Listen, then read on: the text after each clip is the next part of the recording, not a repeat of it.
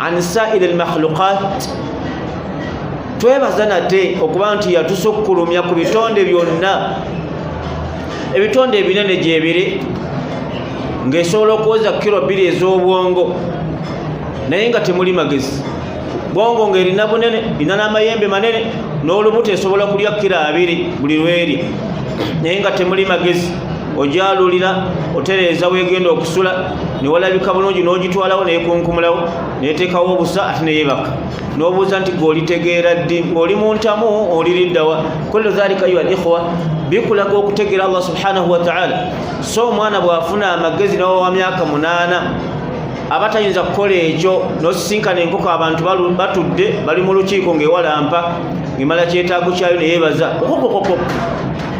nga yebazizza mu bantu mulojjodde muntu kyatasobola ayuha al-ikhwa wa hakadha kullu makhluqat hakadha illa basharin okujjako omuntu fadarahu Allah jalla wa ala fil barri wal bahri mumazzi ne kulukaru muntu ali wala yonna oba yenna walidhalika kallafana Allah jalla wa ala ibadat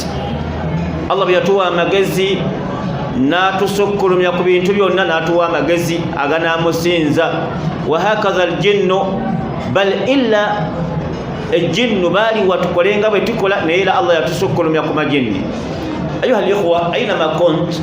wonna wobadde la tansa an tashkura rabbak towerabira kwebaza Allah subhanahu wa ta'ala mu nsonga 3 wadde nga sigwe musomo gw'olwaleero Allah tumwebaza mu nsonga 3 si kubeeraawo niweolemu okwebaza Allah olw'obutamanya naye bw'obanga otegedde Allah yebazibwa mu nsonga 3 awalan oteekwa okumanya nti buli kyonna ky'olina kya Allah al-ilmu ala kulli ma a'taaka Allah kyonna kyaba akuwadde oteekwa okumanya nti kivudde eri Allah ilimu eyo gy'olina tikyenina obulamu engoye abaana byonna bya Allah jalla wa ala kali shakalta rabbak oba webaziza Allah subhanahu wa ta'ala wala tansibu kulla shay'in ila ghayri Allah senga ekintu tokiteeka eri Allah kali shakalta rabbak oba webaziza Allah amulu thani bwaba kuwadde ekintu butabe twebaza Allah olina kikozesa ekyo kyekisaanira okukola beri baliiso litunuze nga berisaana okukola shakalta rabbak bekubanga mukono gukwasa ekitegedde okukwata shakalta rabbak wa ghayri dhalika min al-umuri shatta n'ensonga endala nyingi min hadha tariq mu ngeri eyo ayuha al-ikhwa twebaza Allah subhanahu wa ta'ala atuwadde obuwangazi ne tutuuka ku mwezi au shakanan ila nihayat hadha ash-shahr al-karim au shakanan ila nihayat hadha ash-shahr al-karim tusemberedde okunyuka omwezi ogwa shahri Ramadan wakati fihi kathira min al-umur mubaddemu ebintu bingi wa qurbatun ila Allah jalla wa ala n'okusembera ennyo eri Allah nga bwe twayogera fi bidaya ku ntandikwa wa qulna anna ayuha al-ikhwa kad awsana an-nabiyyu sallallahu alayhi wa sallama yatubulira ebintu bingi byetuteekeddwa okukolera mu mwezi guno byotojja kukolera mu mwezi mulala gwonna ne bw'onooba ng'oyagala wa fi bidaya hadha shahri al-karim ku ntandikwa y'omwezi qultu lakum nabannyonnyola ne mbagamba hunaka al-umurun waliwo ensonga bw'oba ozitunulidde layyinan naye nga qawim au qawimatun nga zamaanyi nnyo liman wafakahu Allahu jalla wala ilaiha oyo Allah gwawadde n'aziteeka mu nkola awala nabagamba nti ab'ebitiibwa tasaharu fa inna fi sahurihi balaka bange mulye ku ddaaku tojja kusiŋŋaana balaka ya mukisa gwa kusiiba oba gwa kulya ddaaku nga ddaaku gw'oliridde mu Ramadaan thumma qult nembagamba ayuha al-ikhwa twagala kusamalayizinga mwezi gwaffe ogw'ekitiibwa wa qultu lakum aidan nembagamba nabi saa salama yatugamba taakhiru sahura okumukeereya baka saa salama yatuwa engeri gye tukeereyamu ddaaku baraka mpeterevu nnyo wa taajiri al-fitri n'okwanguya ennyo okusiibulukuka nnyo songa ezo twazoogerako thumma waqulna bw'obanga osiibulukuka osome dhikiri oba edduwa nabi saa salama yagamba nti thalathatun abantu babika bisatu la turaddu da'awatuhum okusaba kwabwe tekuddizibwayo wa kulluna muhtajun au muhtajin fenna tuli beetaavu lakina jaat alfursatu alkarima chansi yajja yokusaba duwayo teddwayo khasatan inda alfitrin wanongo osibulukuka isal ma turid byoyagala byonna bisabe chansi yajikuwa ayuha alikhwa walidhalik nabi sallallahu alayhi yatuyigiriza tugambe dhahaba dhama wa butallat aluluq eyoweri sindi kazo nazo oyagala bulwadde bukulemeddeko abaana bakubuze fizi zikubuze byonna bijja kujja ayuha alikhwa saba Allah biniyati alkhalisata lillah inda alfitarin ngosibuluka ayuha alikhwa thumma wa qulna aydan nitugamba nti ibtiadin an kulli amrin yufsidu siyamak wewala ebintu byonna ebyonoona okusiibako la tadiri laalla allaha yaj'alaka mayita fi amil mukbir oyinza okuba ng'ofudde owekitiibwa sheikhana rahimahullahu rahmatan wasi'a sheikh abdul nur karuma kana ma'ana fi bidayati shahri ramadan twalinaye wanatahaddathu ma'ahu nga tunyumya naye wayadhaku kama nadhhak nga aseka nga betuseka amma ana fi tahta thala walira ali wansi muttaka rajul alimun musajjamu mani mutawadi'u jiddan mukakka munyo bal huwa ustazi ye yansoka ko kunteeka ennyukuta 1000 mu mutwe gwange ye Allah go yayisizaako kumanya nti bagiyita 1000 eyakulanga emu Allah yayisizako oyo nansomesa emyaka gyonna negimala ngandirayo sajja alimu fi lugha amanyo olulimi oluwalabu mu kuyitirira obuyitirizi kadi akul illam ubarik sobola okugamba nti wabanga sisusse kikomo yali nsibuko y'okutegeera oluwalabu lwaffe aina makont wonna wembadde sibadde wansinga mu luwalabu waddi kati nga bayinza okunsinga naye tewabadde wansinga naye nga masdari yayisa Allah yayisa koyo huwa fi turab Allah yayisiza kuye ali mu ttaka nawe bujja okubeera tolina kyojja kulya kikulemye kufa ista'iddu uddatan liliqa'illah teeka nnyo butya busisinkana Allah kama laqiyahu nga bwe yamusisinkana tegereka yo alikhwa thumma netugamba abange tolwanyisa nnaku zino faayo nnyo otunuulire ebizoonoona ebimu ku bizoonoona kwe kubeera kalamun ebigambo nabi sallallahu alayhi wasallam yagamba man lam yada' qawla az-zuri wal 'amalu bihi senga toleka bigambo bya nanjwanjwa kubyogera nga wasiibye falaysa lillahi hajatan an yada'a ta'amahu wa sharabahu Allah talina bwetaavu mbu osiibye noleka emmereyo la lyemmereyo ya bwereere mmereyo weeriire togenda mu maaso nakusiiba ng'oyogedde ebigambo ebitali bituufu ng'okugeya nga olugambo ng'okkonjera n'ebifaanagana bwe bityo sawumu tolina wabula oli mu bantu abaasigala mu kyambalo ky'abasiiba naye thawaba siyamin tojja zisiŋŋaana ebbanga ly'obeera nti tewalekayo bigambo mbaka natuka sallama wa in shatamaka ahadun bwaba wakukyokereza n'akuvuma la tarudduhu tomuddiza bal kul gwegamba bugambi otya ana swaimun hatta tajida thawaba kathira min omujjeko empeera zonna bantu bangi bafunye empeera lwa bigambo by'abantu byabadde baboogerako walidhalika ayuha alikhwa wama baqiya lana illa ayyamu qala'ilun wasigadde ennaku ntono nnyo hatta nakhruja min hadha shahri alkarim tufulume mwezi guno gw'ekitiibwa Allah yagadde tugusiibe naye ekyo tekikweyibaaza nnaku esigaddeyo oyinza obutalumazimalaako oyinza obutazimalaako thumma netwogera ayuha alikhwa mulimu laylatul qadr twajogerako aidan bwetambula nabiki ebirimu Allah munyasiza Qur'anon ala Bait al-Izza yajissa ku Bait al-Izza yu office eriranye eggulu lino lyetuliko waggulu Allah we yagisiza era we yavanga ngejja yeeyawulidde ku nsonga gye balinga babuuza omubaka sallallahu alayhi wa sallam oba yali yeetagisa okuyigiriza abantu mu mbeera eyo ng'eva ku Bait al-Izza ngejja wansi eri ummata Muhammadin sallallahu alayhi wa sallam. Netwogera ebintu bingi ebikwatagana ku Laylatul Qadr. Mulimu ebintu bisatu ebikulu. Mulimu okubeera nti Allah subhanahu wa ta'ala yajissa nemukkiramu malaika wa jibrilu minhu yakkanganaki kitabun wa barakati ila ummatina ngereta barakati eri abantu kyekizireta barakati thumma netusinganamu ekyokubiri mulimu obulungi khairun au khairatin aksala min 1000 shahrin okusinga emyezi 10 bwoba ogikonvatinze gyemyaka emeka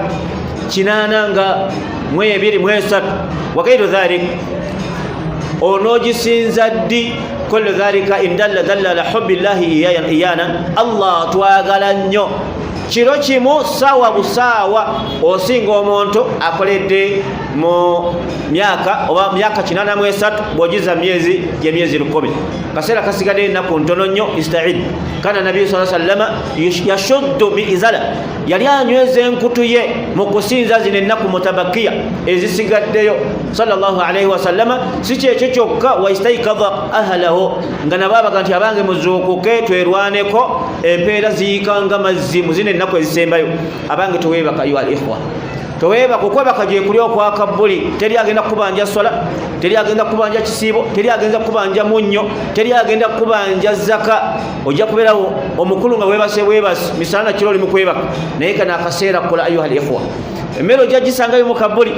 okunywa ojja kusiŋŋaanayo amasanyalaze gye gali akatabeeranga ku duniya kuno gali mu kabbuli naye ogafuna ddi kene ke kaseera istidadan okweteekerateekera okufuna embeera ennungi ng'oli mu kabbuli ayuha al-ikhwa twagala kumaliriza ne topiki gye tugenda okusomako olwaleero omutwe gugamba fadail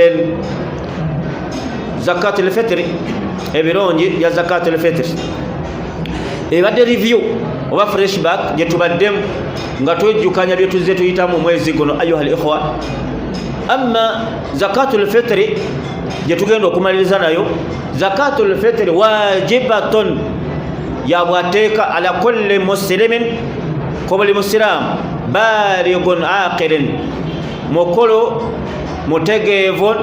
hurrun au abdin sinsongoli servant oba oli mwana waabo tolina buzibu bwonna wetwala wekka olina okuwa zakatul fitri. Zakatul fitri Allah yagitulalika tubeerenga tujiwa biidhnihi subhanahu wa ta'ala ngombaka bwajja atutegeeza hadith Aisha radhiyallahu anha atutegeeza kana nabii sallallahu alaihi wasallam au farada nabii sallallahu alaihi wasallam zakatul fitri fi sanat athaniya mu mwaka ogwokubiri hijiri nga nabbi amaze okuva e Makka ali e Madina Allah nagilalika mu mwezi ogwa Ramadhani zakatul fitri eweebwa buli muntu yenna lahu istita'an ayina obusobozi walidhalik oteekwa okugiwa si nsonga oli muddu oba oli wa mwana wa bwobo ye muntu atalina kwamutwala si muddu naye ateekwa okuwa zaka n'omuddu ateekwa okuwa zaka bisharutin an yakuna lahu qudra nga alina obusobozi infaqihi au infaqiha okugiwaayo. Wa zakatul fitri eweebwa mu bintu shatta bingi nabbi yayogera burru ntende burru ebeera ngano wa tamuri n'entende wal iqtin oba iqtin kitegeeza obuwongo amata g'obuwonga amata g'obuwonga tusobola okugiwa ne mu zabibu ze inabun mu Lwarabu inabun mu lulimi olwaffe enzabibu oba tuzimanyi temuzimanyi enzabibu tuziwaamu zaka kati ebyo bintu byetujjamu lakin ogwo gwe wali omulembe gwa nabbi sallallahu alaihi wasallama bye byaliwo ta'amul ahli au ta'amul mantiqa emmere eriwa mu kitundu yaliwo ku mulembe gw'omubaka sallallahu alaihi wasallam. Idhan olwaleero tusobola okuleeta emmere gye tulya wano mu kitundu kyaffe nga ki ng'omuceere ng'engano ng'amatooke nga lumonde n'ebirala naddala emmere eriibwa ennyo ku lunaku olwo ebintu bye tujjamu zakatul fitri ne tugiwaayo n'egenda eri bannyini baayo. Falidhalik abamu bagamba nti bayinza okukyusa hukumu okukyuka kw'emmere kubanga nabbi yali yayogera ntende naki na ngano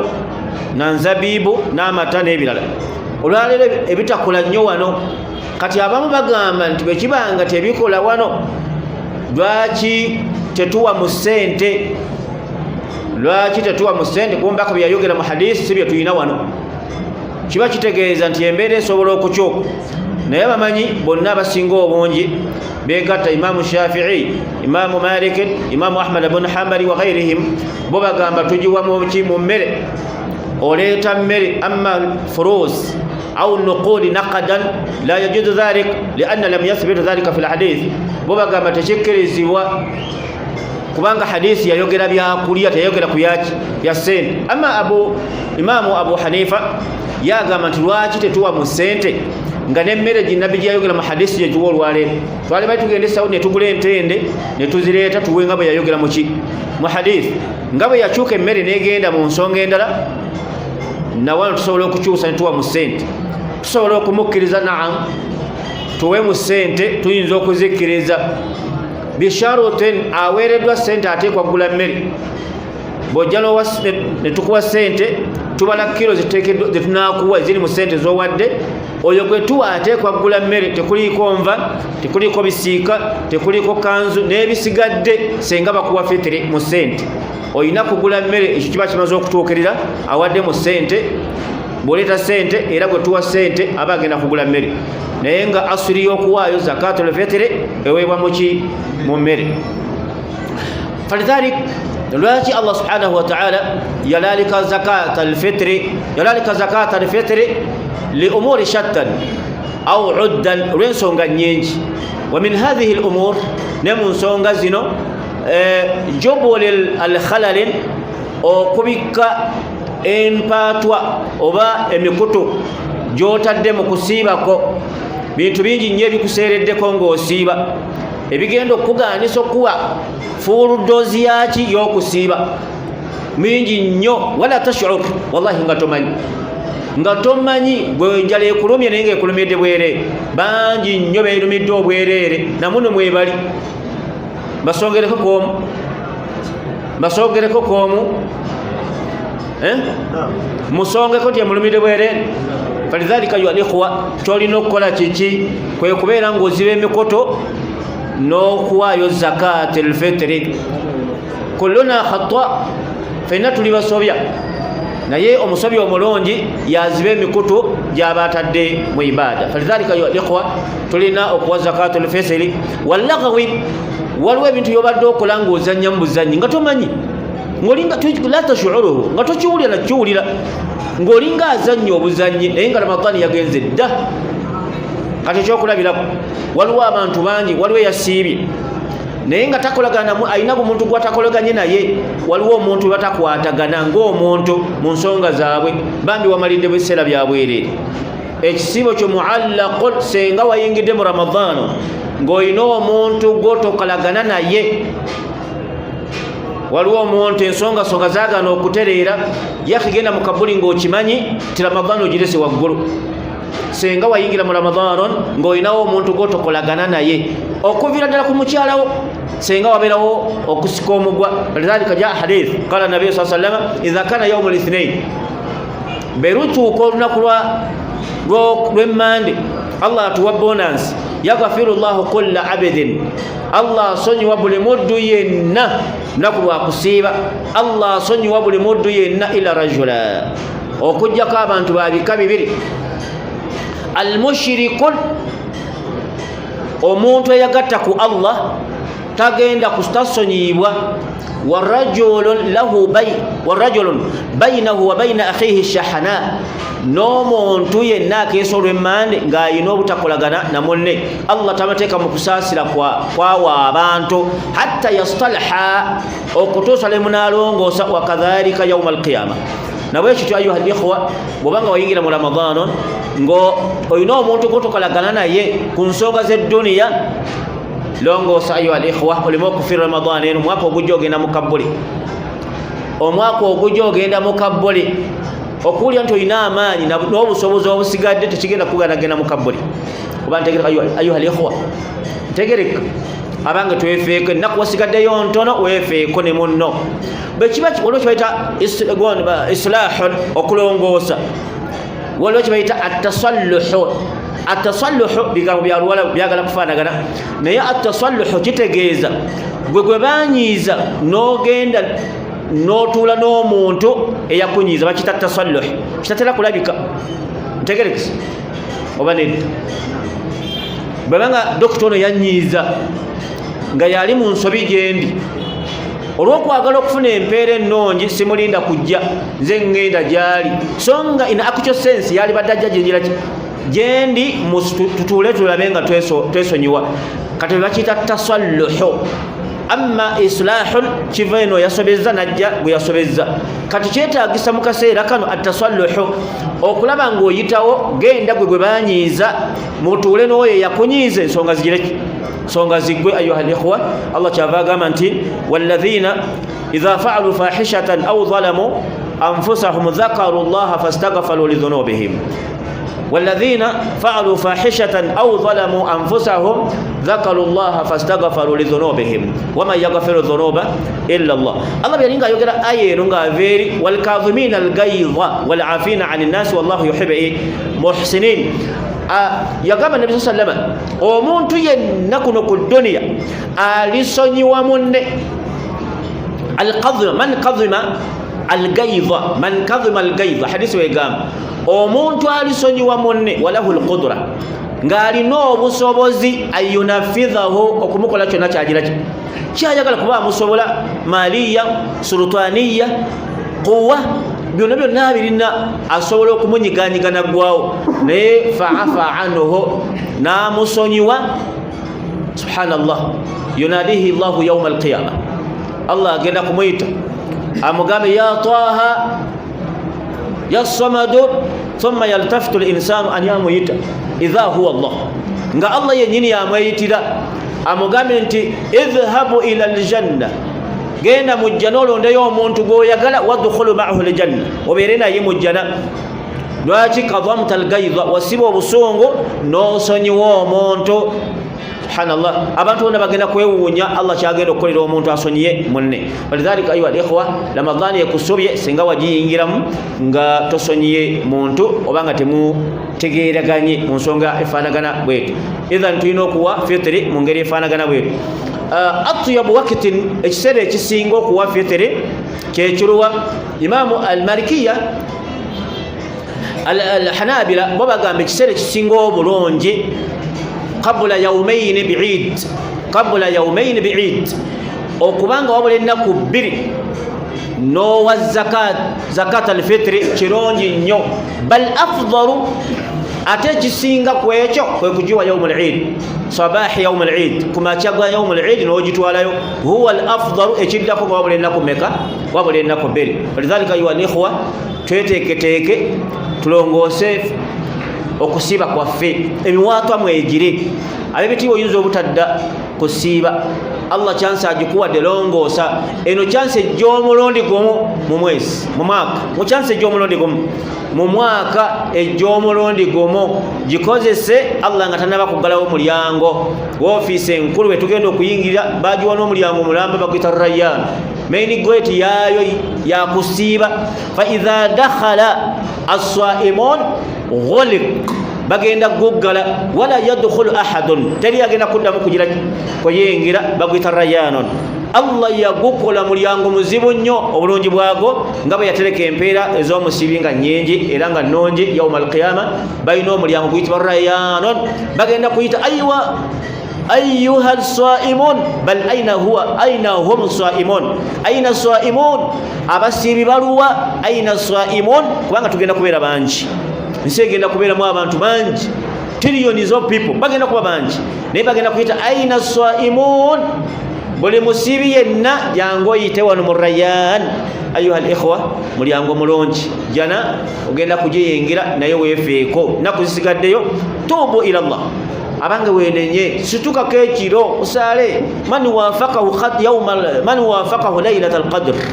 Allah bwakuwa n'okiyitamu Allah bakuwadde ebintu byonna biba bigenze ebyakusobako fi hadha al-yawm al-mubarak kiro kiba kimu osinga emyezi 9 okola 1000 balu 10 ng'okola bukozi osinza Allah gwe kalo just sawa musawa ekisembayo mu Lailatul Qadr natugamba barakati zikka n'emikisa hatta matla'il fajr baka subhi konkona malaika nga zonna ziddayo ziba zisaba ya Allah sasula omuddono ya Allah naddala nga oyimuse ekiro ziba zisaba nnyo Allah subhanahu wa ta'ala abeere nga asasira omuddo oyo abadde mu kiseera nga asaba Allah mu Lailatul Qadr nawe kitabitiibwa tujja kumaliriza nga tufundikidde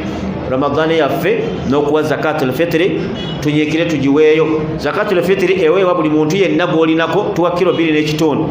tuwa kilo 2.5 tugamba zibeera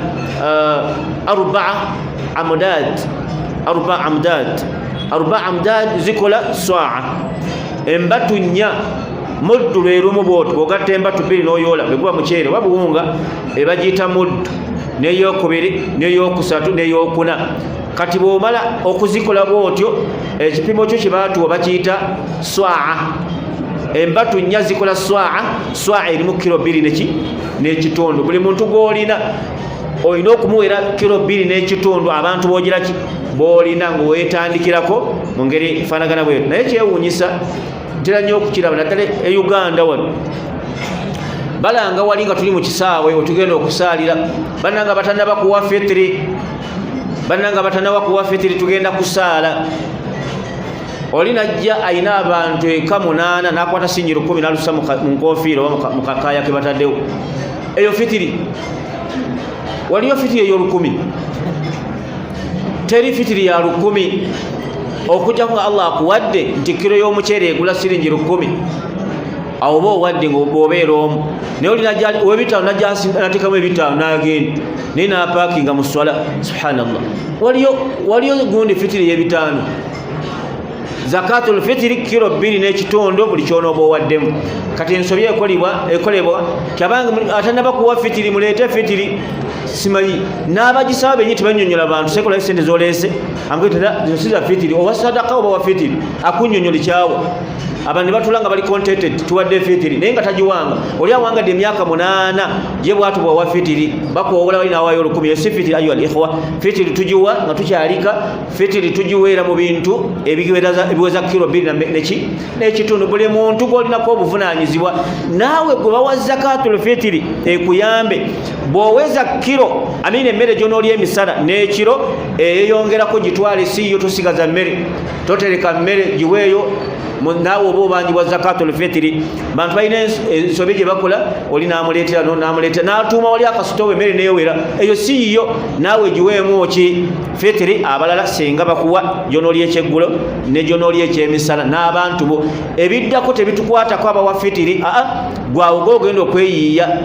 Ramadhani eweddeku ate tetukuwanva nnyama akuwa ennyama abagikuwadde ng'omuntu tagikuwanga fitiri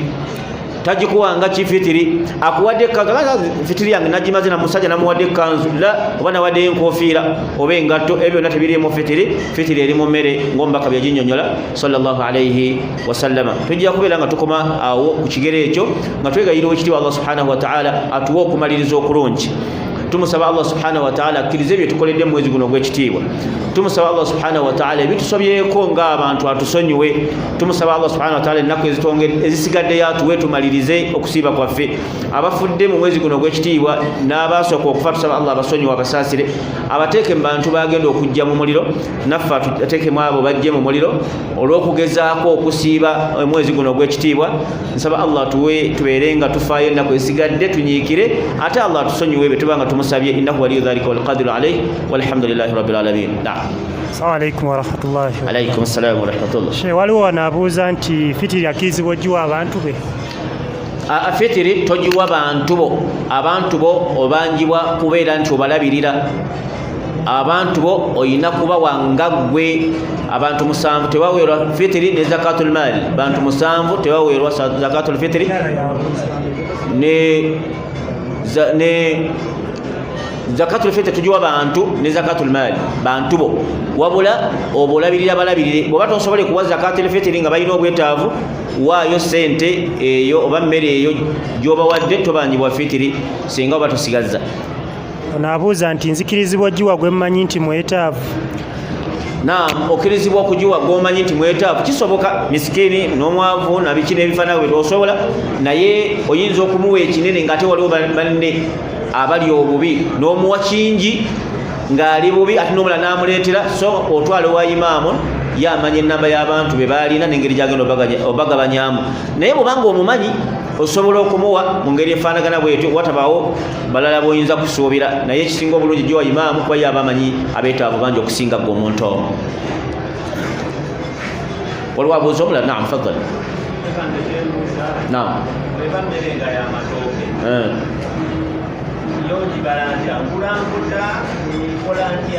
Emmere gikwate ogiwaate opime kilo z'abantu b'olina.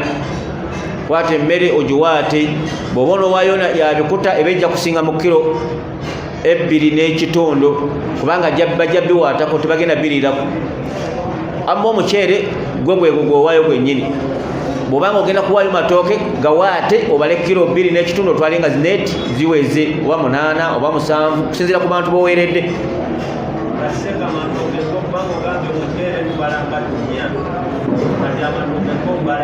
Kati ebintu byalongooka bigeze na tulina kilo, tulina minzaani, gitwala ku minzaani